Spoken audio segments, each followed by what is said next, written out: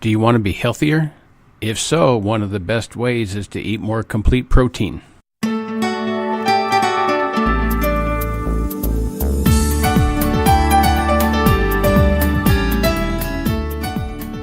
Hi, I'm Dr. Michael Allen, author of the books What Your Brain Might Say If It Could Speak and Receptor-Based Solutions, Functional Neurology Every Doctor Should Know.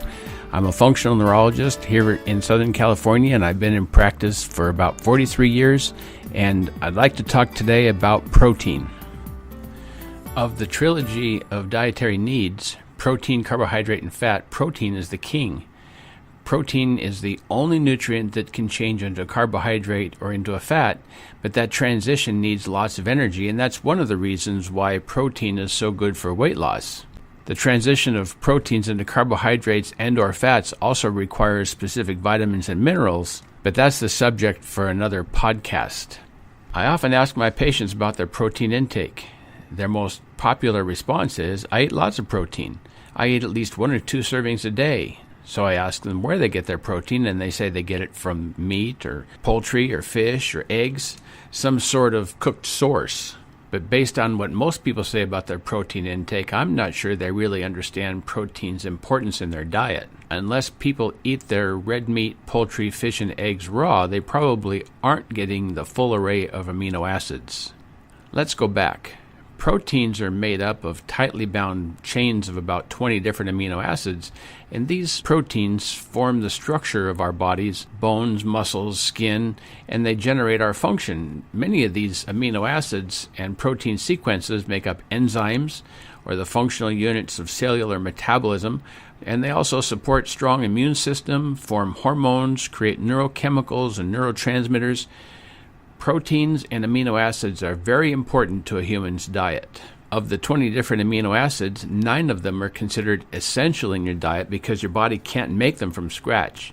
They're indispensable, and everybody has to have them in their diet.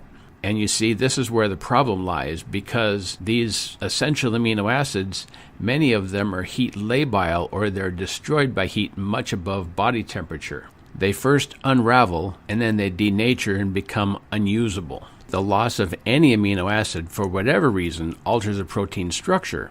Your body's biochemistry then substitutes one of the more available amino acids with one that most likely resembles the one that vanished. Whenever a structure changes, so does its function, and that functionality alters the way our tissues work, the way our enzymes work. It alters immune system function, it alters hormones, and it also alters the way neurochemicals work. In general, most authorities agree that a person should consume about 1 gram of protein for every kilogram of body weight. So to find out how many grams of protein you need, just simply take your body weight in pounds and divide it by 2. Actually, the formula is to divide by 2.2, but that's too much arithmetic. So divide your body weight by 2, and that gives you a ballpark answer. So for example, a 180-pound person would need about 90 grams of protein each day. If you're more active, increase your protein consumption. One important point is that since protein is diuretic, you also need to drink a lot of water when you have a lot more protein. People should have water anyway, so this is just a good reason to drink more water, because when you eat more protein, it'll take the water from your system. You see, protein is nature's diuretic.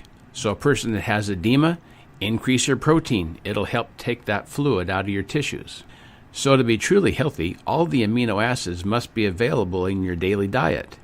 If you want to be healthy, check out the quality and the quantity of your protein intake. At this point, one of the most common questions I'm asked is, what's the best source of protein? I tell people that lactalbumin and whey are the best sources, but there's many different protein powders out there that'll do the job. Just make sure there's a full complement of the essential amino acids with the regular amino acids, and you'll probably get one that works. For more information about proteins, check out my book, What Your Brain Might Say If It Could Speak. We have a good section in there about proteins and about how to use them, where they come from, and what they do for you. Well, today we've been talking about proteins and how they work. You can also learn more about my practice on the internet at www.drmichaelallen.com. We're also on Facebook at Allen Chiropractic PC. We're on Twitter at Black Belt in AK. That's Black Belt INAK, and on Instagram at functional_neurology. If you have any questions about today's topic, please contact us at allenchiropractic@cox.net. Thanks for listening, and stay well.